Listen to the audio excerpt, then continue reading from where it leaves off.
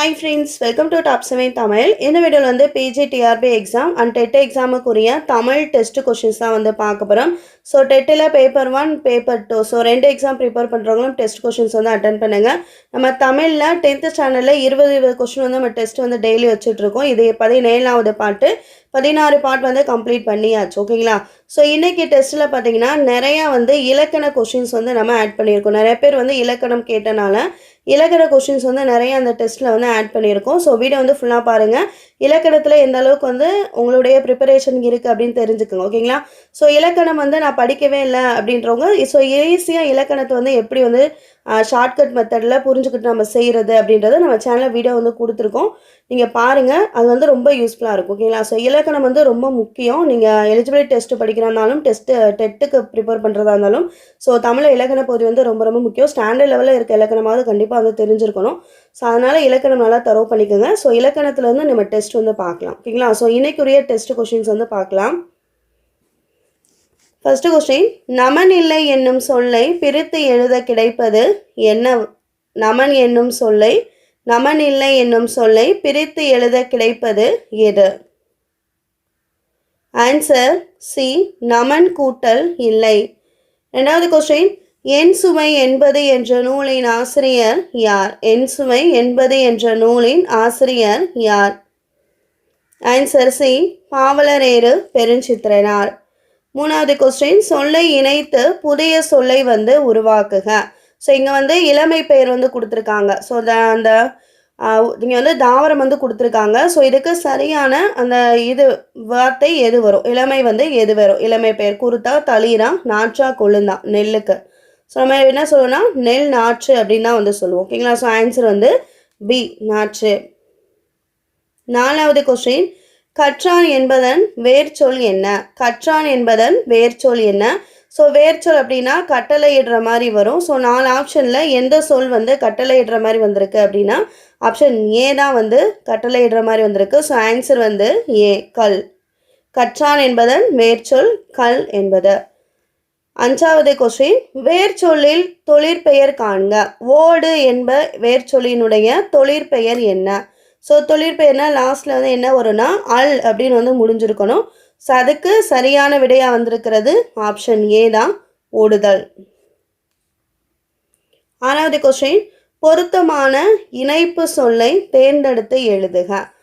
Question பார்த்தீங்கன்னா, தீயினால் சுடப்பட்டவர் கூட பிழைத்து கொள்ள முடியும் டேஷ், பெரியவர்களுக்கு தீங்கு செய்தவர் தப்ப முடியாது. இந்த டேஷில் எந்த சொல் வந்து சரியாக வரும்? இணைப்பு சொல்னா 2 சென்டென்ஸையும் சேர்க்கிற ஒரு வார்த்தை. ஓகேங்களா? அது எது? எனவே வருமா? இது வந்து சொல்லி பாருங்க, எது வருதோ அதான் ஆன்சர். ஆன்சர் பார்த்தீங்கன்னா டி, சிம்பிளான கொஸ்டின் தான். தீயினால் சுடப்பட்டவர் கூட பிழைத்து கொள்ள முடியும், ஆனால் பெரியவர்களுக்கு தீங்கு செய்தவர் தப்ப முடியாது. ஏழாவது கொஸ்டின், அடைப்புக்குள் உள்ள சொல்லை நிகழ்காலமாக மாற்றுக. நடத்து. நடத்து என்னும் சொல் வந்து நிகழ்காலமாக எப்படி வந்து வரும்? சென்டென்ஸாக கொடுத்துருக்காங்க. ஆன்சர் என்னன்னு பார்த்தீங்கன்னா ஏ தான். நடத்து என்பதன் நிகழ்காலம் நடத்துகிறார். என்ன வாக்கியம் கொடுத்துருக்காங்கன்னா, ஆசிரியர் இப்போது பாடம் நடத்துகிறார் அப்படின்றதா வந்து சரியான விடை. மீதி 3ம் நேற்று அப்படின்னா இறந்த காலமாக மாறிடுது, நாளைனா எதிர்காலமாக மாறிடுறது. ஸோ அதனால் மீதி 3ம் வந்து தவறு, ஏதான் வந்து சரி. எட்டாவது கொஸ்டின், பொருத்தமான இணையை தேர்ந்தெடுத்து எழுதுக. இதில் எது வந்து சரியாக வந்திருக்கு அப்படின்றதான் வந்து நம்ம கண்டுபிடிக்கணும். ஸோ நம்மளுக்கு ஆன்சர் தெரியும், என்னென்னா ஏ தான். அவன் வந்தான் என்பது இறந்த காலம், மீதி 3ம் பாருங்கள் தவறு. வருகிறாள் என்பது நிகழ்காலம், ஸோ தவறு. அது வந்தது என்பது தவறு. நீ வந்தாய் என்பதும் தவறு. ஸோ ஆன்சர் பார்த்தீங்கன்னா ஏனா. 9வது கொஸ்டின், கீழ்கண்டவற்றுள் பொருந்தாதவற்றை கண்டறிக. பொருந்தாதது எது? ஆன்சர் வந்து ஏ, சப்பாத்தி கள்ளி தாளை அப்படின்றதா இலை அப்படின்றது வந்து பொருந்தாதது. மீதி 3ம் சரி. கமுகுனா கூந்தல், நெல் வரகு அதனுடைய இலை வந்து தாள்னு சொல்லுவோம். கரும்பு நாணல் வந்து தோகை அப்படின்னு வந்து நம்ம சொல்லுவோம். ஓகேங்களா? ஸோ சப்பாத்தி கள்ளி தாளின தண்டு அப்படின்னு நம்ம சொல்லுவோம். ஓகேங்களா? ஸோ ஆன்சர் வந்து இதில் பொருந்தாதது எது அப்படின்னா ஏனா. ஸோ அடுத்தது 10வது கொஸ்டின்.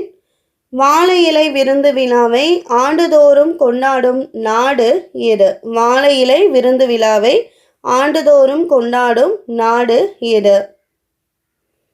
ஆன்சர் வந்து சி, அமெரிக்கா. 11. குறிஞ்சிப்பாட்டை இயற்றியவர் யார்? குறிஞ்சிப்பாட்டை இயற்றியவர் யார்? ஆன்சர் கபிலர். 12வது கொஸ்டின். ஆங்கில சொல்லுக்கு இணையான கலை சொல்லை தெரிவு செய்க. Epic literature. எபிக் லிட்ரேச்சர் என்ற சொல்லுக்கு ஆங்கில சொல்லுக்கு இணையான தமிழ் சொல் எது? ஆன்சர் வந்து பி, காப்பிய இலக்கியம். 13. கீழ்காணும் சொல்லுக்கான பொருளை தெரிவு செய்க. பசுமண் களம். பசுமண் களம் என்பதனுடைய பொருள் என்ன? ஆன்சர் ஏ, சுடாத மண்கலம். 14வது கொஸ்டின். சொல் பொருள் பொருத்துக. இயற்கை மங்குல் ஆட்ட. இதுல மங்குல் என்பதன் பொருள் என்ன? ஆன்சர் காற்று. 15. ஒருமை சொல். இது பழம். ஒருமை சொல் எது? இது பழம். ஸோ இதுக்குரிய சரியானது எது? விடை என்னன்னா ஏனா.